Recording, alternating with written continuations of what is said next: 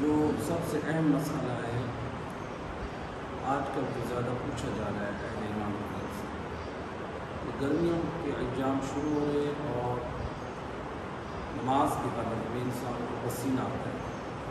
اور جس کی وجہ سے جب وہ سجدے میں جاتا ہے تو سجدے گاہ پیشانی سے چپک جاتا ہے۔ تو عام طور پر لوگ کیا کرتے ہیں، اس سجدے گاہ کو پیشانی سے نہیں اتارتے اور اسی حالت میں سجدہ کرتے ہیں۔ تو کیا یہ درست ہے عمل؟ اگر پیشانی پر سجدے گاہ چپک جائے یا بعض لوگ دیواروں پہ سجدے گاہ کو بہت زیادہ رگڑتے ہیں اور اس کی خاک جو ہے وہ پیشانی پہ لگ جاتی ہے، یا اسی طرح سے کوئی اور چیز آپ کے ایک سجدے سے دوسرے سجدے سے پہلے، ایک سجدے کے بعد اور دوسرے سجدے سے پہلے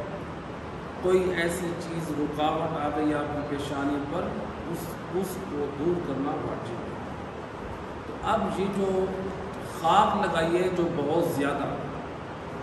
اگر ہلکی سی ہو، جس کو یہ نہ کہا جائے کہ پیشانی کے اوپر تہ جمی ہوئی ہے، پھر تو آپ کا سجدہ صحیح ہے۔ اسی طرح سے جب سجدے گاہ آپ کی پیشانی پہ چپکی ہوئی ہے، آپ جب سجدہ کرنے کے لیے اب جا رہے ہیں، آپ سجدہ اب مثلا یہ پلاسٹک کی چٹائی بچھی ہوئی ہے، بعض مساجد میں جیسے قالین بچھی ہوتی ہے، تو آپ جب سجدہ کرنے جا رہے ہیں تو گویا آپ قالین پہ سجدہ کر رہے ہیں، وہ تو دوسرے سجدے کے لیے آپ کی پیشانی پہ سجدے گاہ چپکی ہوئی ہے، آپ اس کے اوپر سجدہ نہیں کر رہے۔ پہلا سجدہ آپ نے کیا تھا خاک پر، سجدے گاہ پر، جو دوسرا سجدہ آپ کر رہے ہیں وہ آپ نیچے کر رہے ہیں، لیکن اس پہ بھی سجدہ صحیح نہیں ہے جو قالین اور پلاسٹک ہے، اور اس پہ سجدہ بھی صحیح نہیں ہے، اور اس کے اور آپ کی پیشانی کے درمیان خود خاک مانے رکاوٹ ہے، میری سجدے گاہ